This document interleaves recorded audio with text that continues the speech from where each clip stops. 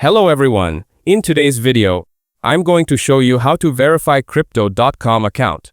First, download and open the Crypto.com app. Then, tap Sign Up and create your account with email and password. Next, verify your email address via the link sent to your inbox. Now, open the app and log in with your new credentials. Next, tap Verify your account when prompted.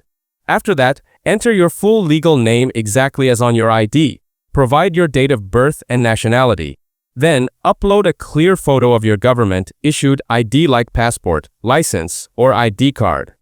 Next, take a selfie to confirm your identity. Then, submit all details for KYC verification. Wait for an email or in-app notification. It usually takes a few minutes to hours. Once approved, your Crypto.com account is verified and ready for use. That's it. Thanks for watching. Don't forget to like and subscribe for more videos.